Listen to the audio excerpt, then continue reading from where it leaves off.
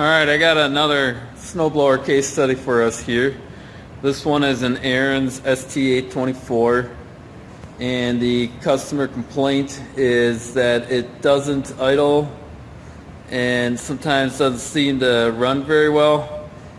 And then also the other complaint is that the scraper blade doesn't seem to clean the concrete very well. They said that the machine has a tendency to ride up and over the snow versus actually, scrape the snow up and clear it. So it seems like it's leaving a healthy layer of snow on the ground.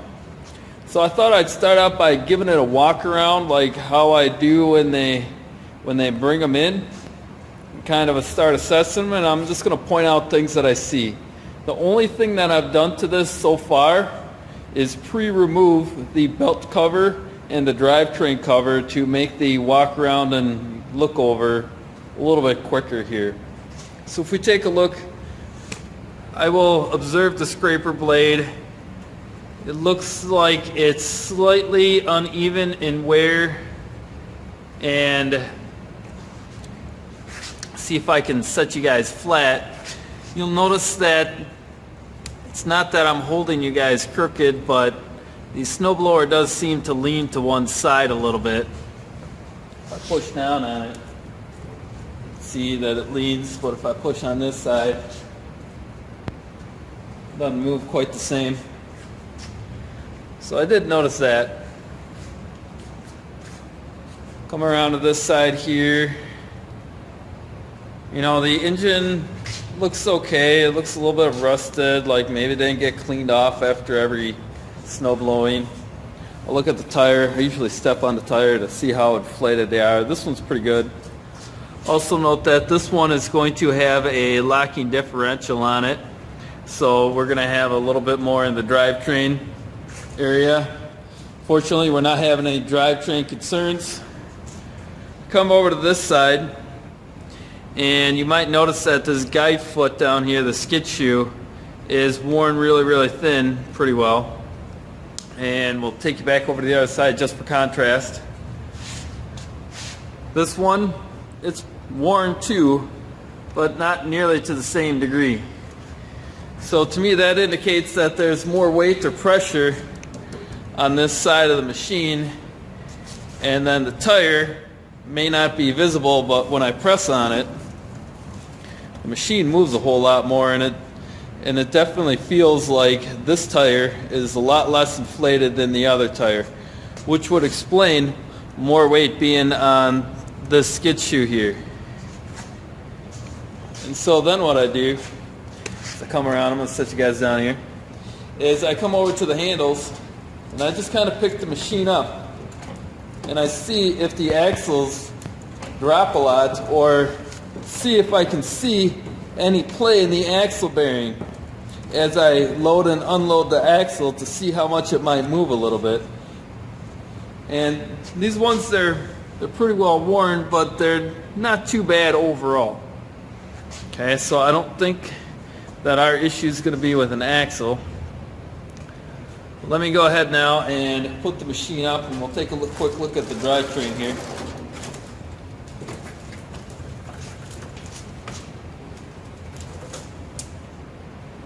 So here's the friction disc drive on this Ariens mower. We got a grease fitting there, planetary differential there, drive disc looks okay,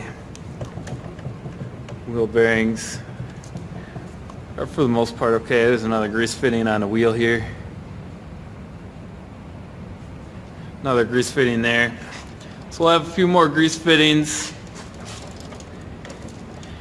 And so we're definitely going to want to make sure we check this tire for leakage, because it looks like this is low, and I wonder if that's what caused the uneven wear of the scraper blade. And now if we take a look at the scraper blade here, it's actually mounted on the inside of the housing now instead of the outside, and this doesn't appear to be one of the ones that we can just take off and flip around. So if we can adjust this to make it flat after we fix and adjust the tire pressures and the skid shoes, we may end up having to replace that scraper blade. That's all to be found out. I'm going to go ahead and start soaking some stuff down in penetrating fluid to see if maybe I can get them to come off or break easier. And then I will first probably test this tire, take it off and dunk tank it to see if it needs an inner tube or if it's something that we can seal up, or maybe it just wasn't checked very frequently, to correct our unevenness in our scooping problem.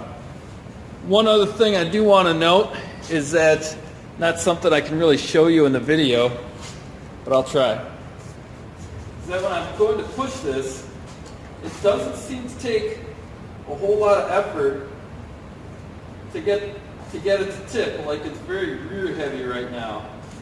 And I wonder if that's where the problem with riding up over the snow versus actually scooping it is coming in, is maybe these tires are low on pressure and this should be a little bit taller,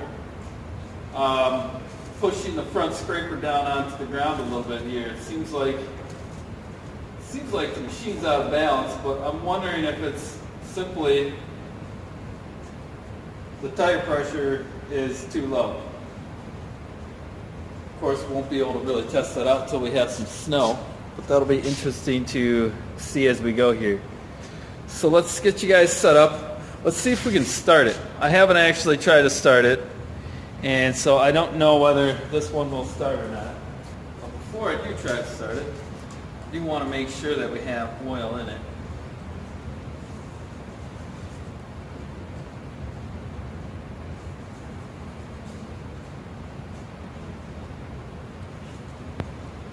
You may or may not be able to see, but you can see the dipstick on the bottom where the oil normally would be. It's rather dark and stained looking.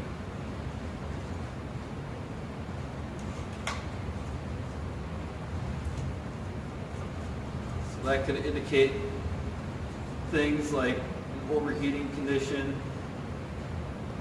But we are in the okay area here.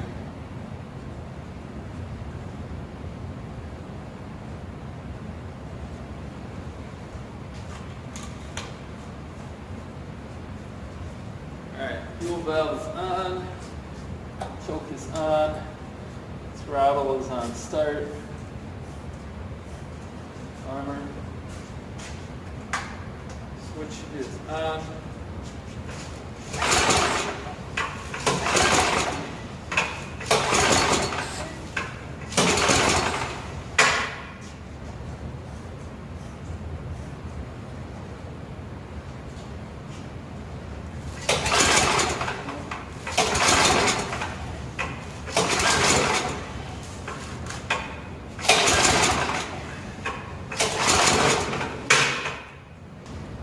I can smell fuel coming through it, but I got nothing. So I guess we'll check for spark, make sure we got spark. It's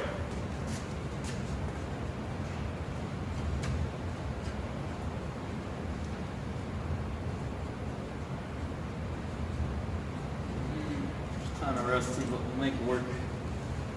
See if we got spark.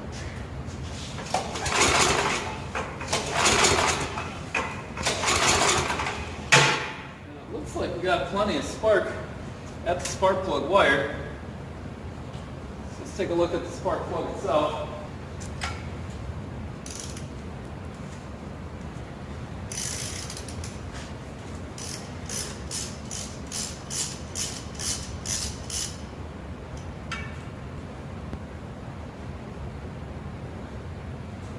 It's pretty well fouled.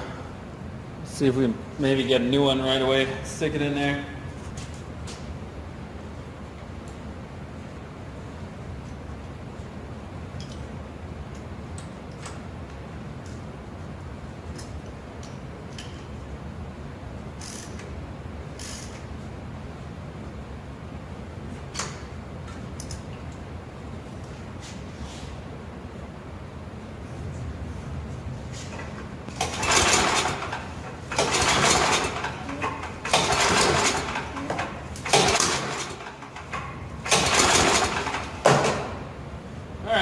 Well, don't think it's going to be a spark problem that's causing our engine not to start here.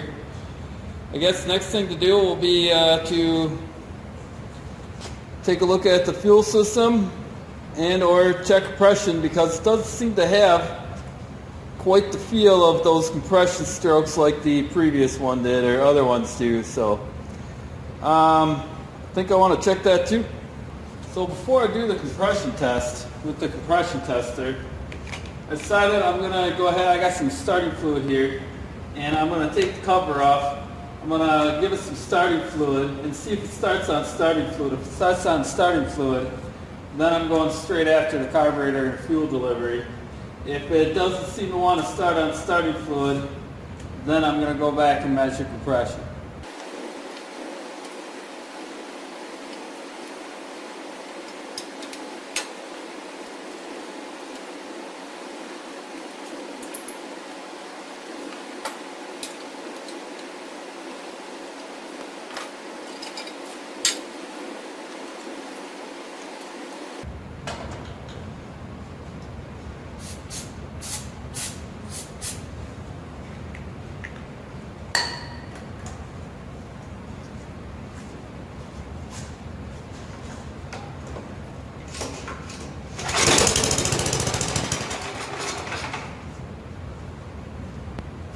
Okay, well, that's enough of an indicator to me here that we probably have enough compression for the engine to start and run, but we're probably not getting a good enough fuel supply to the engine. We'll try it one more time without starting fluid. All the screws look okay and everything. Press on the primer valve. Feel a little bit of resistance.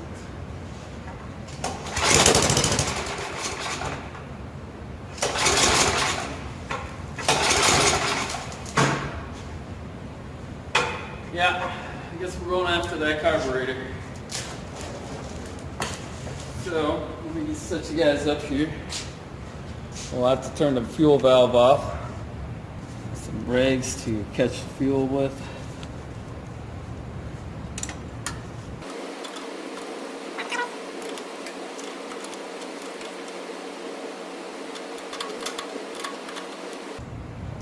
Observing the smell of the fuel, doesn't smell too stale, but it also doesn't smell all that fresh. I mean, overall, it's not discolored or cruddy looking, but if we can see kind of closely,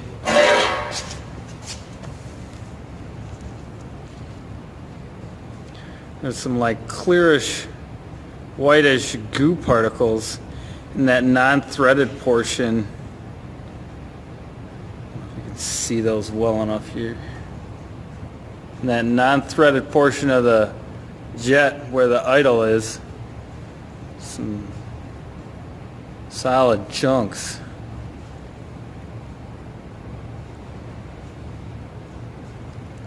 And if we look around the front here, it looks like some rust and debris in the top there.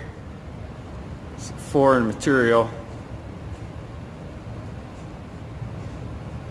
So I think I'm going to skip this quick clean on this one, and we're just going to pull the whole carb off and go straight to the ultrasonic bath. Probably make the most sense.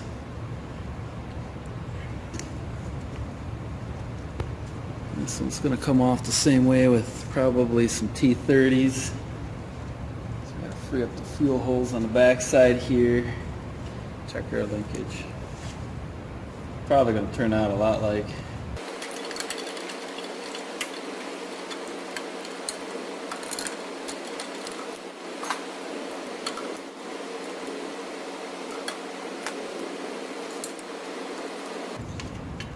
So I guess before I take a look at the wheel, I want to know I can get the engine running and that this engine and machine will be worthwhile putting the effort into the wheel.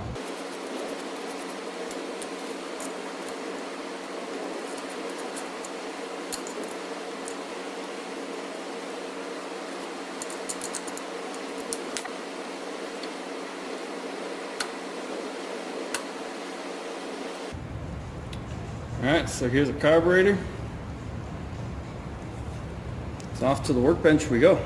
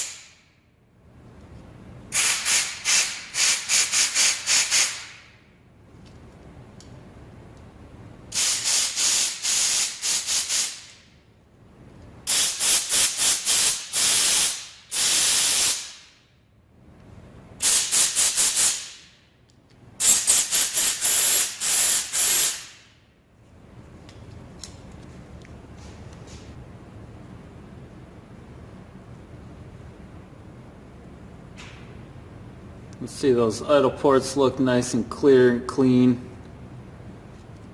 Okay, the bottom side looks pretty clean. The outside even came cleaner than the last one here. The atmospheric vent, primer connection, and then idle adjustment all looks pretty good. So while that was cleaning, the bowl and the main mixture jet here had a chance to dry out. Let's see if I can show this to you. But you can see all the white junk on it now that it's had a chance to dry out a little bit. And then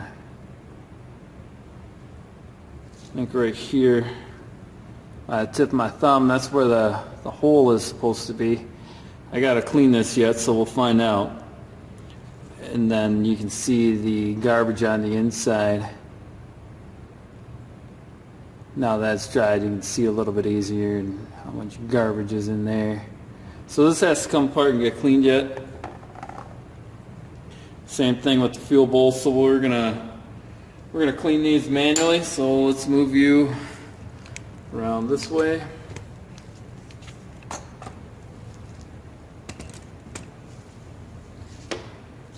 You can see it's just kind of flaking off of there even.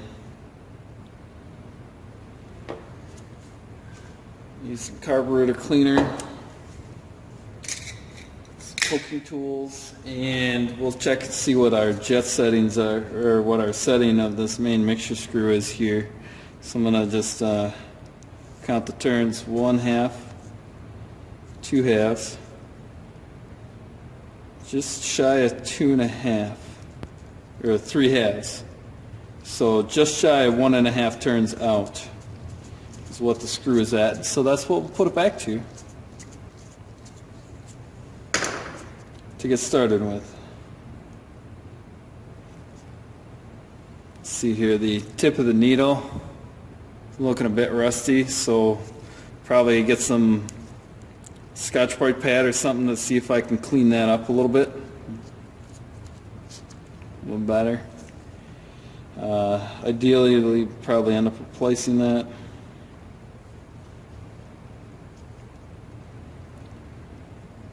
Get out the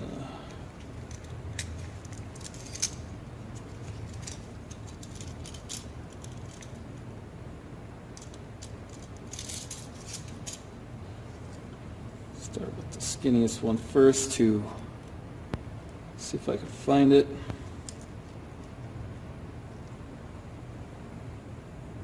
There it is.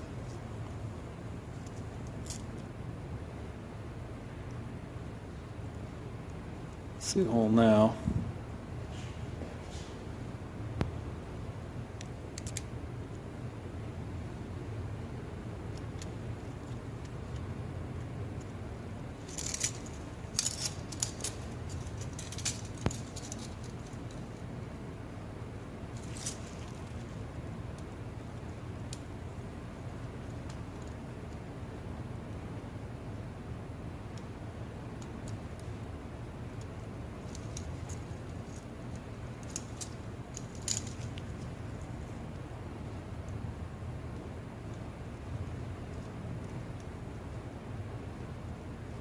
I think that's the biggest one I'm going to be able to fit in there. It looks pretty clear now. So now you can see it, just how clogged it was. Let's take some carb cleaner and we'll shoot it down here in the middle.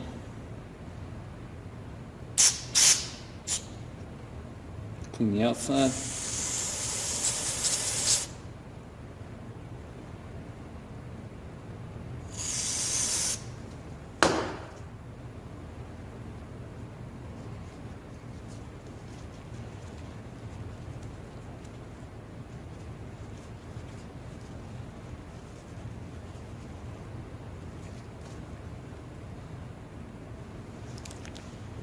And there's the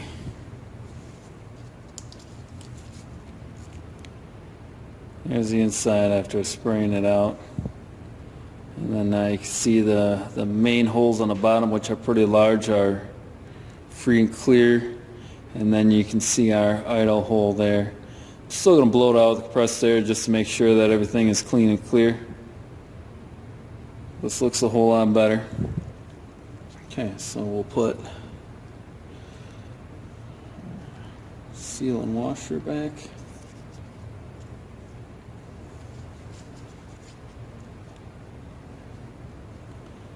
I have to go get a Scotch-Brite for that. Just a little bit of the fine Scotch-Brite here to clean that up a little bit. Not really meant to remove any material, just any kind of foreign debris.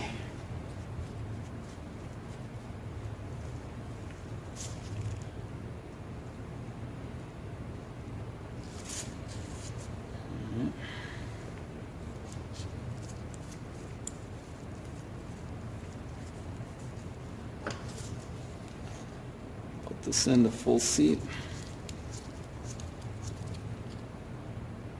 there, so 1, 2, almost 3 half turns out, so that's good to go. Gotta clean out this bowl here.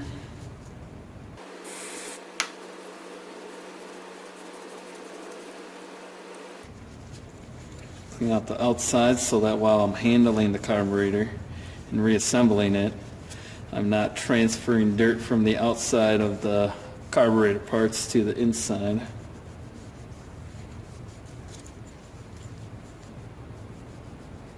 As well as I'll be able to more easily tell if there's leakage or buildup coming out. I want to try to wire brush this inside of where the O-ring goes a little bit to see if I can get that a little bit cleaner. Normally if it's like this, I'm almost inclined to just replace this bowl so that I don't have a fuel leak problem with the O-ring later. Okay, I got the bowl cleaned out a little bit better. It's the point where I feel I'm ready to reassemble here, so we're going to start by putting our inlet needle seat. Remember that the ridge side goes towards the carburetor and the smooth side goes towards the needle. Take that.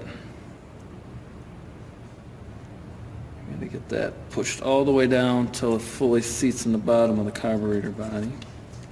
It's a bit of a push and wiggle. This one seems to fit rather tight.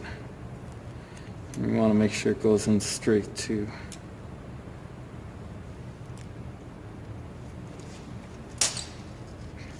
Okay.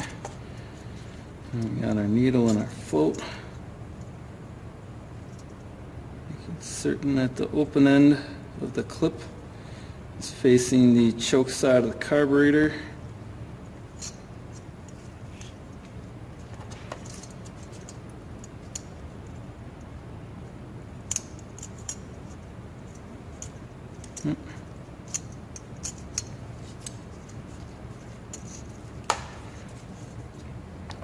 I watch this clip sometimes, it can get out of place here. I noticed as I was finishing sliding it in, the clip itself was slightly out of place.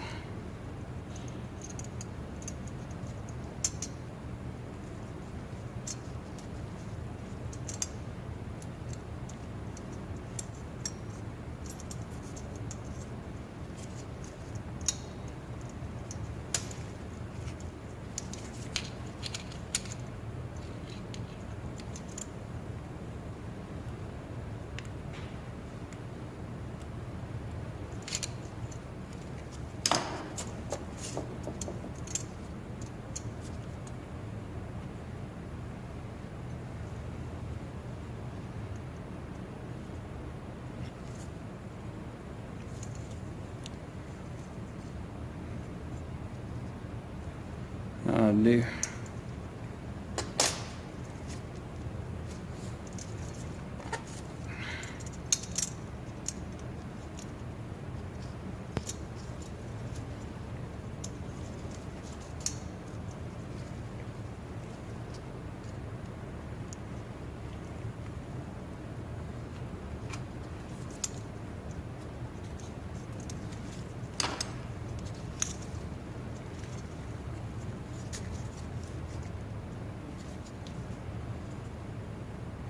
Make sure to line up the flat with the hinge.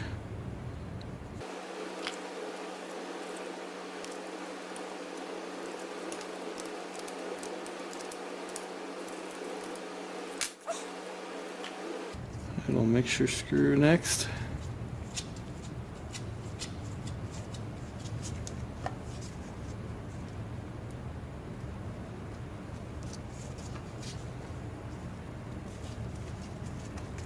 And that was pretty much one turn out, so we'll go all the way in gently.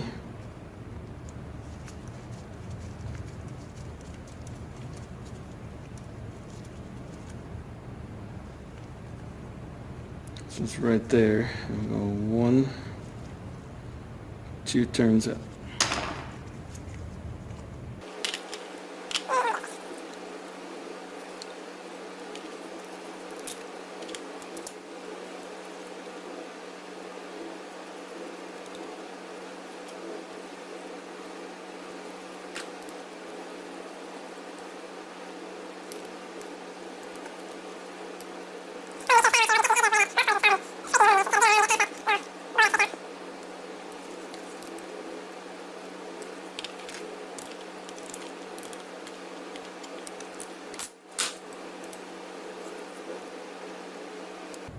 Little tip, make sure you blow out all your blind holes so that the water doesn't hydraulically lock up your screws before they're actually tight. It's like I'm on Misty's.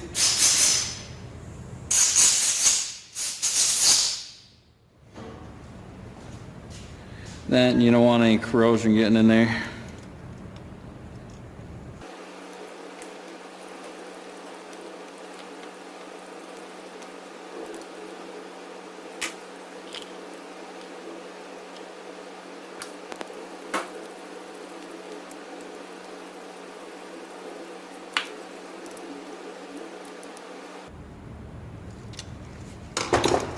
Alright, time to go try it out at the machine. Okay, so back at the snowblower here, we need to hook up our governor and throttle first. Proper hole. We need to get the fuel line engaged. And then we can go ahead and bolt up our intake.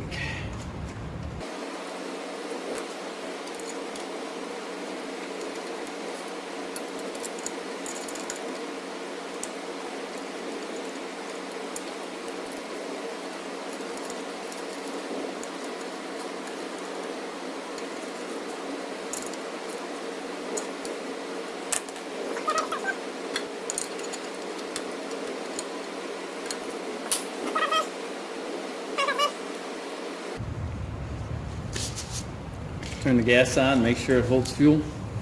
Alright, time to see if this is going to work. The exhaust in.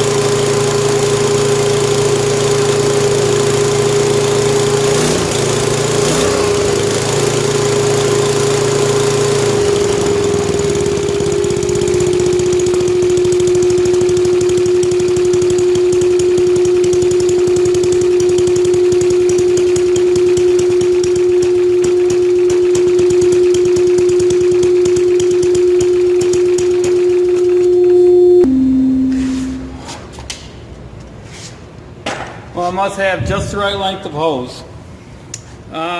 So it starts, first pull, really nice. It idled, sounded a little bit slow. Ran up to top no load speed okay.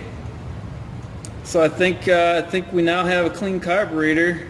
But after we do the oil change and everything, we're gonna want to go through and do adjustments and make sure that the main mixture and the idle mixture and the idle speed are where they ought to be.